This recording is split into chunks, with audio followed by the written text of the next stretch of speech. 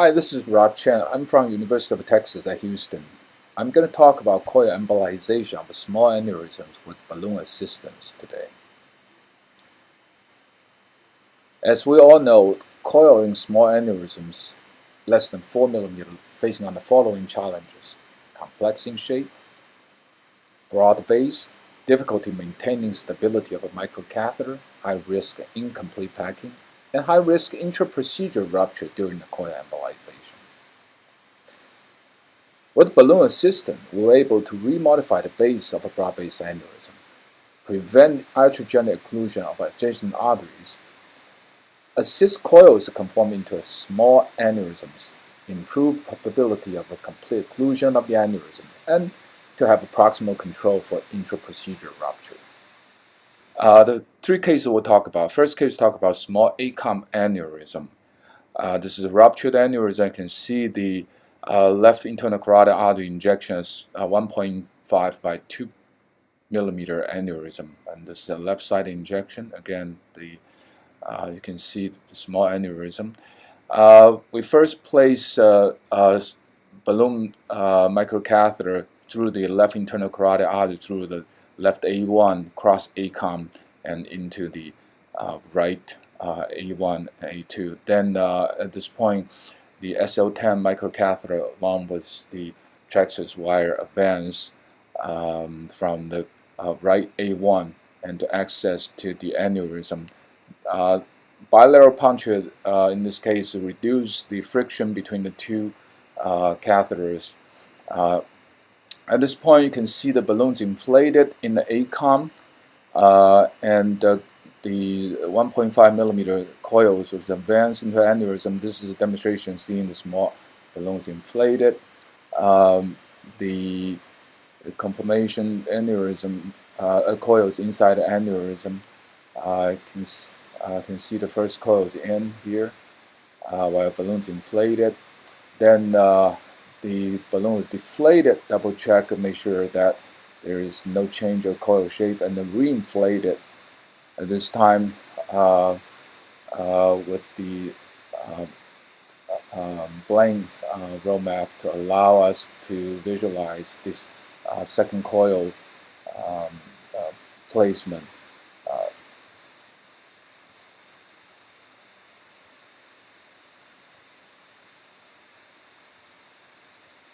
Once the second coil is in, another plain roadmap, and then while balloons inflated, coil microcatheter slowly withdraw out of the aneurysm base.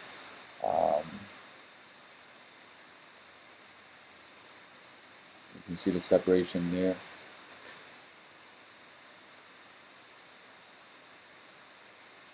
The coil is detached prior to the microcatheter was removed as usual.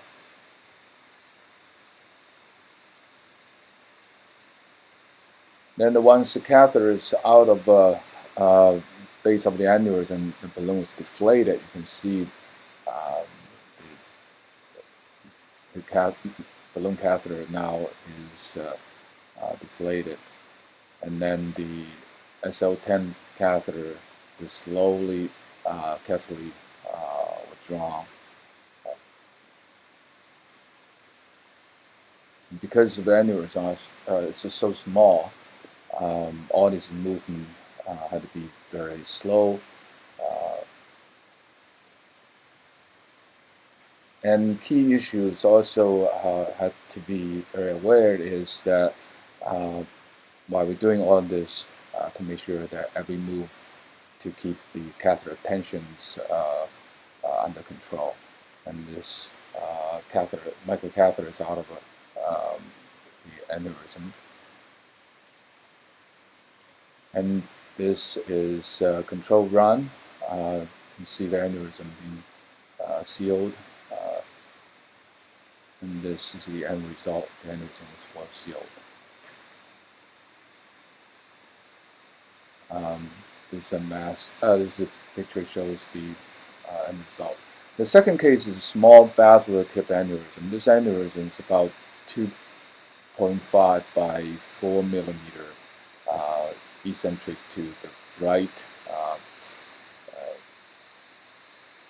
to the angiogram at lateral view. At this point, you can see that SL10 microcatheter has been in the aneurysm. The balloon has not been completely advanced to the base of the aneurysm. This is the way to reduce the tension of the microcatheter inside the aneurysm. And as the coil coming out, it's crucial to adjust the microcatheter inside the aneurysm to allow the tension free. Typically, you don't inflate the balloon until the first or second loop of a coil has been placed inside the aneurysm sac. At this point, the microcatheter stopped, deploy this coil, but advance the micro balloon cath and place the balloon in the effective position. And then to continue to advance the coil to allow coil conform into the shape into the inside the aneurysm, and you can see that the catheter has a limited tension there.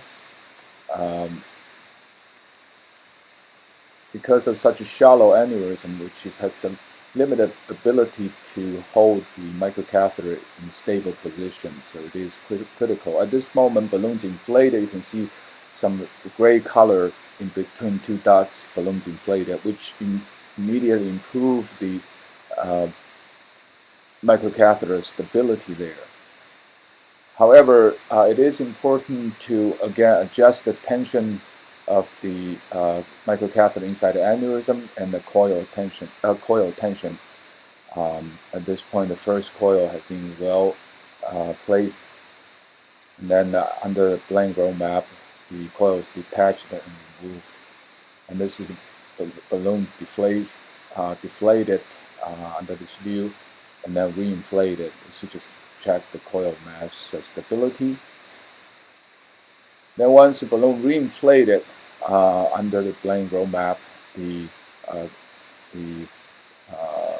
last coil is going in, which with the balloon inflation to allow us to pack the aneurysm densely. And then coil was detached. Microcatheters actually move out of aneurysm while balloon was inflated to prevent any potential coil loop collapse while you're moving the microcatheter. Then the balloon can be deflated slowly. Obviously, doing all of these cases will require heparin bolus to heparinize, which is what we routinely do. And this is a post-treatment control run which shows the aneurysm well densely packed. The last case shows another small ACOM aneurysm which is ruptured. As you can see, that this is about 2 millimeter in size of ACOM aneurysm. And we first use a balloon assist coil, the first coil. Then this coming as a second coil. In this case, while balloon is inflated, you can see the balloon inflated, advance the second coil again.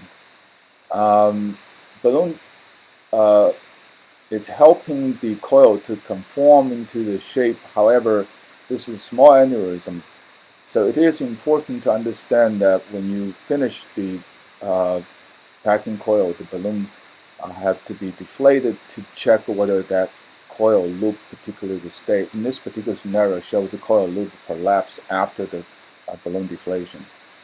So in this case, the second coil was moving out of, we moved coils out. However, when coils move out, control run shows extravasation, which is intra-rupture here.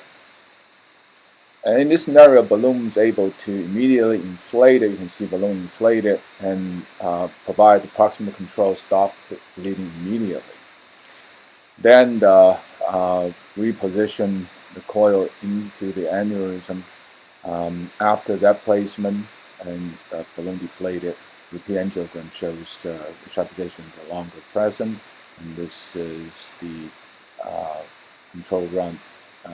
See the successful coil of aneurysm.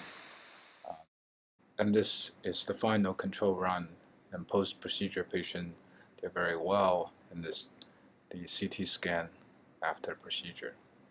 Conclusion: balloon-assist aneurysm coiling is an extremely versatile technique that provides a better technical outcome, control intra-procedure hemorrhage, and potentially minimize aneurysm recurrence. Thank you.